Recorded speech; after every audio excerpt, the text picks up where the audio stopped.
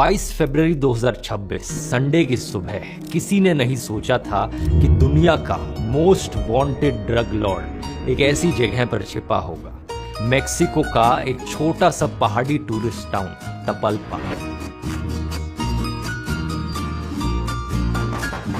यहाँ पत्थर की सड़कें हैं, टूरिस्ट शॉप्स हैं, हरे भरे पहाड़ हैं, लेकिन इसी खूबसूरत टाउन के बाहरी इलाके में जंगलों के बीच एक केबिन कॉम्प्लेक्स में छिपा था एल मेंचो।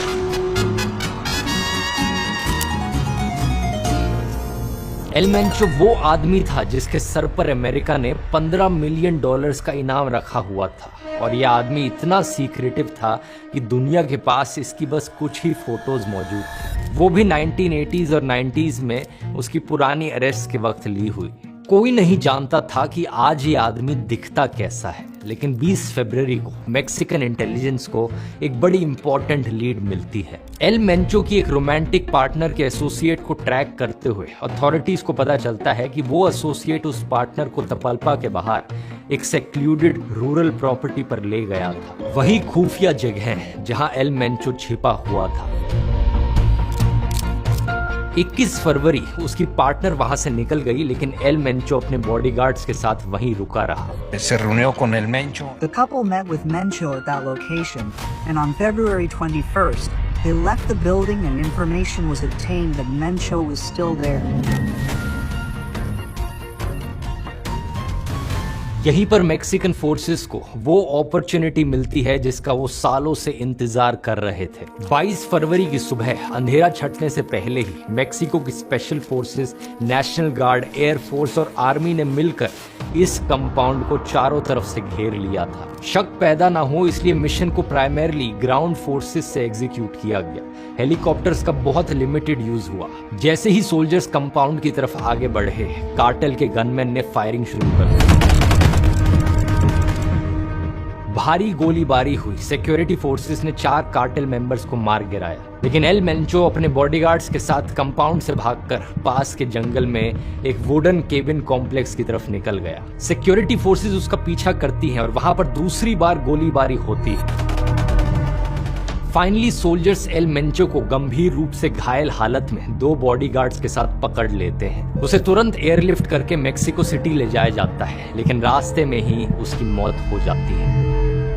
एक फॉर्मर डीईए के चीफ इस ऑपरेशन को ड्रग ट्रैफिकिंग की हिस्ट्री में सबसे सिग्निफिकेंट एक्शंस में से एक बताते हैं। लेकिन कहानी यहाँ पर खत्म नहीं हुई। उसकी मौत के बाद जो हुआ वो किसी ने सपनों में भी नहीं सोचा था। एक ड्रग लॉर्ड की मौत पूरे देश को आग में झोंक देती है, लेकिन सवाल यहाँ पर ये उठता है कि आखिर ये एल मेंचो था कौन और इसका कार्टेल इतना पावरफुल आखिर कैसे बना।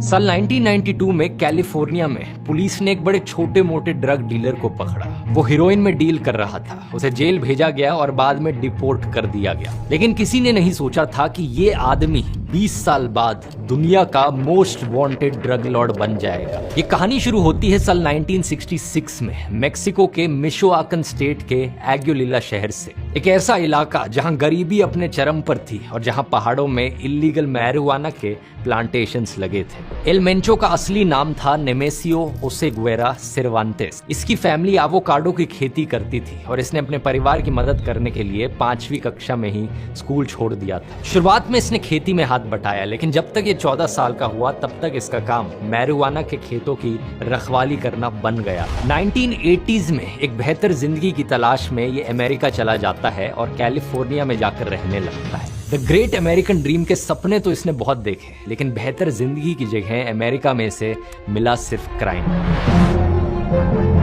साल 1986 में सैन फ्रांसिस्को की पुलिस इसे चोरी का सामान और एक लोडेड गन रखने के जुर्म में गिरफ्तार करती है। ऑफिसर्स को शक था कि एक मेथ डीलर भी है। कुछ सालों तक चोरी छिपे बचते रहने के बाद 1992 में सैन फ्रांसिस्को के इंपीरियल बार में हीरोइन बेचते हुए अंडर कवर कॉप्स इसे पकड़ लेते हैं। 3 साल के लिए इसे जेल की सजा मिलती है। ये सिर्फ जनवरी 1997 में ही होता है कि मेंचो को पैरोल पर छोड़ दिया जाता है और मेक्सिको वापस डिपोर्ट कर दिया जाता है। इस वक्त इसकी उम्र थी 30 साल और यहीं पर कहानी में एक बड़ा ट्विस्ट आता है।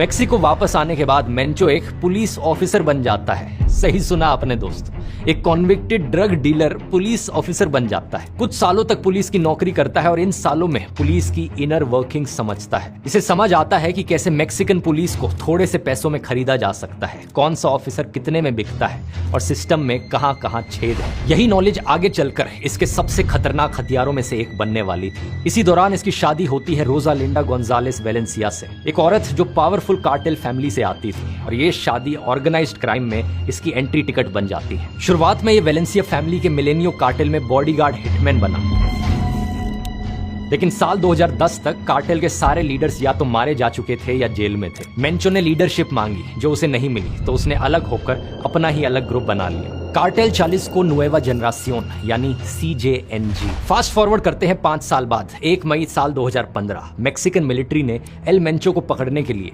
ऑपरेशन जालिस्को लॉन्च किया। मिलिट्री हेलीकॉप्टर्स का इस्तेमाल किया गया, लेकिन CJNG को पहले से ही खबर थी। कार्टेल गनमैन के पास RPG-27 रॉकेट लॉन्चर्स और बड़ी हैवी मशीन गन्स थी। जब हेलीकॉप्टर्स इस कार्टेल पर अटैक करने आए तो इन लोगों ने रॉकेट लॉन्चर्स और मशीन गन से इस हेलीकॉप्टर को ही उड़ा दिया। We heard a boom like a bomb. They took down the aircraft. They took it down. 18 military के लोगों में से सिर्फ 9 जिंदा बचे, वो भी सीरियसली वुंडेड। सोचकर देखो दोस्तों, एक ड्रग कार्टेल ने मिलिट्री हेलीकॉप्टर गिरा दिया। ये कार्टेल इतना पावरफुल था कि बाद में मेक्सिको के अलग अलग एरियाज में इसने दर्जनों बसेस, ट्रक्स और गैस स्टेशंस पर आग लगा दी। मैक्सिकन सरकार को इसे काबू करने के लिए 10,000 ट्रूप्स भेजने पड़े। एक फेडरल इन्वेस्टिगेटर ने तो ये तक कहा कि पाब्लो एस्कोबार के बाद किसी ड्रग माफिया ने अथॉरिटीज से ऐसी सीधी टक्कर नहीं ली। लेकिन सवाल ये कि ये CJNG इतना पावरफुल आखिर हुआ कैसे? इसका जवाब है 2 केमिकल्स, मेथाम्फेटामिन और फेंटेनिल। CJNG कोई साधारण ड्रग कार्टेल नहीं था, ये एक पैरामिलिट्री फोर्स की तरह ऑपरेट करता था। DEA के एस्टिमेट्स के मुताबिक 2019 में अमेरिका में जो ड्रग्स एयर और सी से आ रही थी, उनमें से कम 1/3 सिर्फ इस एक ड्रग कार्टेल की थी। 2018 तक CJNG के पास मेक्सिको भर में 100 से ज्यादा मेथ लैब्स थे। कोकेन और हीरोइन के मुकाबले मेथ में प्रॉफिट मार्जिन्स कई गुना ज्यादा थे, और सबसे बड़ी बात, कोकेन के लिए कोलंबियन सप्लायर्स पर डिपेंड करना पड़ता था। लेकिन मेथ पूरी तरीके से खुद बनाया जा सकता था चाइना से केमिकल्स इंपोर्ट करके। कुछ एक्सपर्ट्स का एस्टिमेट है कि CJNG की वॉर चेस्ट $20 बिलियन से ज्यादा थी। मेक्सिको का एक पूरा का पूरा पोर्ट ऑफ मंजानियो इस कार्टेल ग्रुप के कंट्रोल में था। इसी पोर्ट से चाइना से आने वाले रॉ मटेरियल्स इंपोर्ट होते थे, जिनसे मेथ बनती थी। यहाँ इस कहानी में एक बड़ा इंटरेस्टिंग पैटर्न है। CJNG ने पोर्ट ऑफ मंजानियो को इसलिए कंट्रोल किया क्योंकि एक सिंगल एक्सेस पॉइंट से सब कुछ मिल जाता था, केमिकल्स, लॉजिस्टिक्स, सप्लाई चेन, सब एक जगह पर। लेकिन मेथ से भी ज्यादा खतरनाक एक और प्रोडक्ट था जिससे CJNG ने अपना फ्यूचर बना लिया। एक ऐसा प्रोडक्ट जो इतना डेडली है कि इसके सिर्फ 2 मिलीग्राम से एक इंसान की जान जा सकती है। इसकी बात मैं आगे वीडियो में करता हूं, लेकिन इससे पहले सवाल ये कि आखिर मेक्सिको में ये कार्टेल्स इतने पावरफुल कैसे हुए कि वो सरकार से सीधे टक्कर लेने लगे। इमेजिन करो दोस्तों, एक मेक्सिकन शहर का मेयर जिसकी सैलरी है 30,000 पेसोस महीने की। एक रात को इसके घर पे एक SUV आती है, अंदर बैठे हैं कार्टेल के आदमी। एक हाथ में ब्रीफकेस है जिसमें 5 लाख पेसोस हैं और दूसरे हाथ में एक गन। ये कार्टेल के आदमी मेयर को सीधा कहते हैं प्लाटा ओ प्लोमो। इसका मतलब है या तो पैसे लो या गोली खाओ। ये कोई इमेजिनरी स्टोरी नहीं है दोस्तों, ये कहानी हर हफ्ते हर महीने सैकड़ों शहरों में रिपीट होती है मेक्सिको में। आप सोचोगे ये सिस्टम बना कैसे? इसकी जड़ आती है दोस्तों एक पॉलिटिकल पार्टी तक, PRI। इसका इंग्लिश में फुल फॉर्म हुआ इंस्टीट्यूशनल रेवोल्यूशनरी पार्टी। एक ऐसी पार्टी जिसने मेक्सिको पर 71 साल के लिए एक सिंगल वन पार्टी की तरह राज किया। 1929 से लेकर साल 2000 तक PRI की सेंट्रल गवर्नमेंट इतनी कमजोर थी कि उसने ऑर्गेनाइज्ड क्राइम को खत्म करने की बजाय उन्हीं से ही डील करना शुरू कर दिया। इसे प्लाजा सिस्टम कहते हैं। रूल्स बड़े सिंपल थे। ये कार्टेल्स पब्लिक वायलेंस को लिमिटेड रखेंगे, PRI ऑफिशियल्स को धमकाएंगे नहीं, और बदले में मेयर से लेके गवर्नर्स तक सबको मोरदीदा मिलेगा। यानी कि रिश्वत। इमेजिन करके देखो दोस्तों, पूरा देश हफ्ता वसूली पर चल रहा हो। साल 2000 में पीआरआई की सत्ता खत्म हुई तो ये पूरा सिस्टम बिखर गया। 2006 में प्रेसिडेंट फेलिपे कैल्डेरोन ने कार्टेल्स के खिलाफ जंग का ऐलान कर दिया। I say this is a fight of all Mexicans because criminals don't discriminate. They hurt all of society. हजारों सोल्जर्स को डिप्लॉय किया गया और अमेरिका की मदद से मेक्सिको के टॉप 37 ड्रग किंगपिन्स में से 25 को मार गिराया गया या फिर पकड़ा गया। लेकिन इस वॉर ऑन ड्रग्स में दिक्कत ये हुई कि एक ड्रग लीडर को खत्म करो तो दूसरा उसकी जगह ले लेता था। एक किंगपिन को हटाओ तो दो और आ जाते थे। इससे दर्जनों छोटे और ज्यादा खतरनाक गैंग्स पैदा होने लगे। They toppled drug kingpins and hit cartels so hard that many shattered into smaller, ultra-violent gangs. बढ़ते वायलेंस की वजह से 2018 में प्रेसिडेंट बनते हैं आंद्रेस मानुएल लोपेस ओब्राडोर, जिन्हें AMLO कहते हैं। इन्होंने एक नया नारा दिया, हग्स नॉट बुलेट्स, यानी कि हम गोलियों से नहीं बल्कि प्यार से सिस्टम को साफ करेंगे। इन्होंने कहा कार्टेल से लड़ाई छोड़कर गरीबी और बेरोजगारी खत्म करेंगे तो क्राइम अपने आप ही कम हो जाएगा। Cambiará la estrategia fallida de combate a la inseguridad y a la violencia. Más que el uso de la fuerza, atenderemos las causas que originan la inseguridad y la violencia. लेकिन unfortunate चीज ये थी कि इसकी implementation भी fail रही। ना जंग काम आई ना गले लगना, और इसके पीछे कारण कुछ और भी था। इस पूरी कहानी की सबसे शॉकिंग बात यह है कि अमेरिकन लोग इन ड्रग्स के विक्टिम थे, लेकिन अमेरिका खुद इस ड्रग क्राइसिस का आर्किटेक्ट था। और ये किसी एक गलती की वजह से नहीं बल्कि बार बार की गई गलतियों की चेन थी, जहां हर बार अमेरिका ने अपने ही पैर पर कुल्हाड़ी मारी। पहला, साल 1980s में CIA ने निकारागुआ की सोशलिस्ट सरकार के खिलाफ कॉन्ट्रा रेबल्स को सपोर्ट किया। इन कॉन्ट्रास को ट्रेनिंग और पैसा मैक्सिकन ड्रग कार्टेल से मिलता था। वॉशिंगटन पोस्ट ने जुलाई 1990 में एक्सपोज किया कि कैसे CIA ने वेराक्रूज के पास मेक्सिको के सबसे बड़े ड्रग लॉर्ड राफेल कारो क्विंटेरो की रांच पर कॉन्ट्रा रेबल्स को ट्रेन किया। यानी CIA ओपनली एक ड्रग ट्रैफिकर की प्रॉपर्टी को यूज कर रही थी। और ये कोई कंस्पिरेसी थ्योरी नहीं थी, क्योंकि अमेरिका की अपनी सेनेट इन्वेस्टिगेशन अप्रैल 1989 की कैरी कमेटी रिपोर्ट में भी ये चीज साबित हुई। अमेरिका ने अपने पॉलिटिकल एजेंडा के लिए खुद इन ड्रग कार्टेल्स को इतना ताकतवर बनाया और आज यही उसके सबसे बड़े दुश्मन बन गए। दूसरा, 1994 का NAFTA, north American free trade agreement. इसके अनुसार US, कनाडा और मेक्सिको के बीच ट्रेड रिस्ट्रिक्शंस कम कर दी गई। जिन ऑफिशियल्स ने वार्निंग दी थी कि नाफ्टा बॉर्डर को ड्रग्स के लिए भी खोल देगा, उनको कांग्रेस की डिबेट्स में चुप करा दिया गया। इस ट्रेड एग्रीमेंट से पहले एक दिन में बॉर्डर से करीब 7,500 ट्रक्स गुजरते थे, लेकिन इसके बाद ये बढ़कर 12,000 ट्रक्स हो गए। हर ट्रक को चेक करना फिजिकली इम्पॉसिबल था, इसलिए ड्रग्स की ट्रेड और भी ज्यादा बढ़ गई। यानी अमेरिका ने खुद ही ड्रग्स के लिए हाईवे खोल दिया था। नाफ्टा का एक और भी खतरनाक साइड इफेक्ट होता है, अमेरिका मेक्सिको में अपने सस्ते क्रॉप्स डंप करना शुरू कर देता है। मेक्सिको के फार्मर्स के लिए कॉर्न की कीमत 65% से ज्यादा गिर गई। 1991 से लेकर 2007 के बीच करीब 20 लाख किसानों को मेक्सिको में इसकी वजह से खेती छोड़नी पड़ी, और यही बेरोजगार किसान आगे चलकर इन ड्रग कार्टेल्स के फुट सोल्जर्स बन गए। तीसरा है हथियार। 2014 से लेकर 2018 के बीच में मेक्सिको में रिकवर की गई फायर आर्म्स में से 70% हथियार अमेरिकन थे। बॉर्डर रीजन में 6,700 गन डीलर्स हैं। ये होता है हर मील पर 3 गन डीलर्स। मेक्सिकन सरकार का एस्टिमेट है कि हर साल 2 लाख फायर आर्म्स अमेरिका से स्मगल होती है। चौथा पॉइंट सबसे एब्सर्ड है। अमेरिकन एजेंसीज ने ऑपरेशन फास्ट एंड फ्यूरियस के तहत जानबूझकर 2000 से ज्यादा हथियार मेक्सिको जाने दिए। US एजेंसीज का इंटेंशन था कि इन गन्स को ट्रैक करके क्रिमिनल ऑर्गेनाइजेशंस तक पहुंचेंगे, लेकिन US एजेंसीज इन वेपन्स को ट्रैक ही नहीं कर पाई और बाद में यही गन्स अमेरिकन के खिलाफ इस्तेमाल होने लगी। तो यहाँ पर अमेरिका का रोल समझ रहे हो आप दोस्तों। पहले कार्टेल्स को ग्रो होने दो, फिर बॉर्डर खोल दो और फिर 2 लाख से ज्यादा गन्स भी भेज दो। फिर जब इन्हीं गन से लोग मरने लगे तो 2000 गन्स और भेज दो, ये कहकर कि ये तो हमारा प्लान है। ऐसे फालतू प्लान्स तो सिर्फ अभिषेक बच्चन को आते थे धूम फिल्मों में। We make him rob again. अब आते हैं उस प्रोडक्ट पर जिसका जिक्र मैंने पहले किया था, वो प्रोडक्ट जिससे CJNG ने अपना फ्यूचर बना लिया। ये है फेंटानिल। फेंटानिल एक सिंथेटिक ओपियोइड है, एक बहुत ही खतरनाक ड्रग जो हेरोइन से 50 गुना ज्यादा पावरफुल है। इमेजिन करो आप अपनी हथेली पर रेत के कुछ दाने रखते हो, बस इतनी सी ही मात्रा, सिर्फ 2 मिलीग्राम्स काफी है एक इंसान को मारने के लिए। और इसकी इकोनॉमिक्स और भी कमाल की है। एक फेंटानिल पिल बनाने में लगते हैं 10 सेंट्स यानी 8 से 9 रुपए, जबकि यही पिल बिकती है 10 से 30 डॉलर्स में, 1000 से 3000 रुपयों में। एक ड्रग कार्टेल जो इसे बनाने का काम कर रहा है, उनकी प्रोडक्शन कॉस्ट सिर्फ $50,000 की आती है और उससे कमाई $20 मिलियन तक की हो जाती है। इसका नुकसान भी इतना ही हैरान कर देने वाला है। 2023 में अमेरिका में अप्रोक्सीमेटली 73,000 ड्रग ओवरडोज डेथ्स सिर्फ सिंथेटिक ओपियोइड्स की वजह से हुई थी। इनमें से लगभग 70% डेथ्स के पीछे कारण सिर्फ और सिर्फ फेंटानिल था। Even travel content creator Ananya Sood, अगर आपको याद हो दोस्तों, इनकी डेथ भी यूएस अथॉरिटीज के अनुसार एक्सीडेंटल फेंटानिल ओवरडोज की वजह से हुई थी। तो आप इमेजिन कर सकते हो कि मुद्दा कितना सीरियस है और इस ड्रग का हानिकारक असर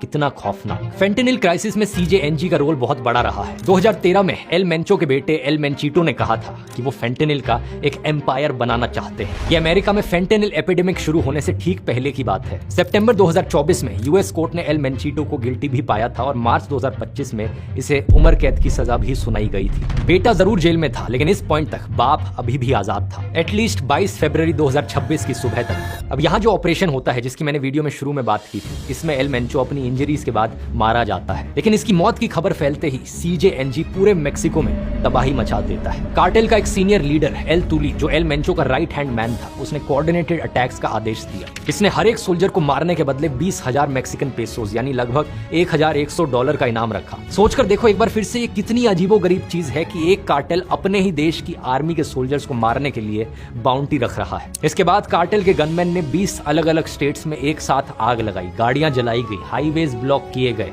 बिजनेसेस को तबाह किया गया, 250 से ज्यादा रोड ब्लॉक्स लगाए गए, स्कूल्स बंद हो गए, फ्लाइट्स कैंसिल हो गए। मेक्सिको का दूसरा सबसे बड़ा शहर ग्वाडालाखारा एक गोस्ट टाउन बन गया। Breaking news coming in from Mexico. Guadalajara is witnessing unusual scenes tonight, with large parts of the city appearing almost deserted amid rising tensions. Security analyst का कहना है कि सीजेएनजी मेंबर्स के इस वायलेंट रिस्पांस में narco terrorism के science दिखते हैं। ये 1980s के कोलंबिया जैसा सिनेरियो हो सकता है, जब पाब्लो एस्कोबार ने स्टेट के खिलाफ जंग छेड़ दी थी। अभी ऐसा लग रहा है कि सभी मेन सीजेएनजी के कमांडर्स एकजुट होकर मैक्सिकन स्टेट पर ही अटैक कर रहे हैं, अपने ही देश पर हमला बोल रहे हैं। कुछ सिक्योरिटी एनालिस्ट के अनुसार अगर कार्टेल इस ऑपरेशन को अपने खात्मे की कोशिश के तौर पर देख रहा है, तो मैक्सिकन देश के खिलाफ टोटल वॉर शुरू कर सकता है। अब सवाल यह है कि आगे क्या होगा। एल मेंचो की सक्सेशन लाइन टूट चुकी है। उसका बेटा अमेरिका में जेल में बंद है। उसकी पत्नी नवंबर 2021 में मैक्सिको में मनी लॉन्ड्रिंग चार्जेस पर गिरफ्तार हो चुकी है। उसके 2 भाई भी मैक्सिकन जेल्स में सड़ रहे हैं। बस 4 बचे हुए सीजेएनजी कमांडर्स में सक्सेशन वॉर अब छिड़ सकती है। अमेरिका में ट्रंप सरकार ने कार्टेल्स को फॉरेन टेररिस्ट ऑर्गेनाइजेशंस डिक्लेयर कर दिया है और बात सिर्फ डिक्लेरेशन तक नहीं रुकी है। सितंबर 2025 में अमेरिकन मिलिट्री ने कुछ ऐसा किया जो पहले कभी नहीं हुआ था। उन्होंने इंटरनेशनल वाटर्स में एलिजिड ड्रग ट्रैफिकिंग वेसल्स पर बॉम्ब्स गिराने शुरू कर दिए। ऑपरेशन सदर्न स्पीयर के तहत अब तक 44 स्ट्राइक्स में कम से कम 150 लोग मारे जा चुके हैं। अमेरिका बिना किसी ट्रायल के, बिना किसी सबूत के खुले समुद्र में बोट्स पर बॉम्ब गिरा रहा है। Every terrorist thug smuggling poisonous drugs into the United States of America, please be warned that we will blow you out of existence. We have no choice. Human rights groups के अनुसार ये international law के अंदर गैर कानूनी है और बहुत से विक्टिम सिविलियन फिशरमैन थे। 9 जनवरी 2026 को ट्रंप ने फॉक्स न्यूज पर कहा था कि वो कार्टेल्स पर जमीनी हमले भी करेंगे। We are going to start now hitting land with regard to the cartels. The cartels are running Mexico. It's very, very sad to watch and see what's happened to that country. और America के defence secretary ने cartels को western hemisphere का al Qaeda भी बताया है। इसी वजह से मैक्सिकन प्रेसिडेंट क्लॉडिया शाइनबाउम पर कार्टेल्स पर एक्शन लेने का प्रेशर बढ़ रहा है। एल मेंचो की किलिंग उनकी सरकार की सबसे बड़ी सफलता है। उनको ये दिखाना था कि मैक्सिको अपने बलबूते पर कार्टेल से लड़ सकता है और अमेरिकन फोर्सेस की मदद की यहाँ पर कोई जरूरत नहीं है। लेकिन असली सवाल तो यहाँ पर यह है कि क्या इस सब के बाद अब फाइनली मैक्सिको में ड्रग कार्टेल्स खत्म होंगे रुकेंगे या नहीं। इतिहास ये दिखाता है कि हर बार जब भी एक ड्रग लॉर्ड हटा है मेक्सिको में, दो और आ खड़े हुए हैं। असलियत में इसका सोल्यूशन रूट कॉजेज को एड्रेस करना है। जब तक अमेरिका में डिमांड है, मेक्सिको में सप्लाई बनी रहेगी। जब तक अमेरिकन गन्स बॉर्डर क्रॉस करके मेक्सिको आ रही हैं, तब तक मेक्सिकन कार्टेल्स लड़ते रहेंगे। जब तक मेक्सिको में लोकल पुलिस ऑफिसर्स की मंथली सैलरी से ज्यादा उन्हें कार्टेल्स पे करेंगे, तब तक करप्शन शायद नहीं रुकेगा। और जब तक फेंटेनिल और मेथ के रॉ मटेरियल्स चाइना से आते रहेंगे, तब तक ये सप्लाई चेन शायद नहीं टूटेगी। ये सिर्फ मेक्सिको या सिर्फ अमेरिका की अकेले की प्रॉब्लम नहीं है, ये एक शेयर्ड क्राइसिस है जिसका सोल्यूशन भी शेयर्ड ही होगा। आज से कुछ महीने बाद जून 2026 में फीफा वर्ल्ड कप के 4 मैचेस मेक्सिको के इसी शहर में होने वाले हैं। यानी कि दुनिया का सबसे बड़ा स्पोर्टिंग इवेंट दुनिया के सबसे खतरनाक कार्टेल के इलाके में होगा।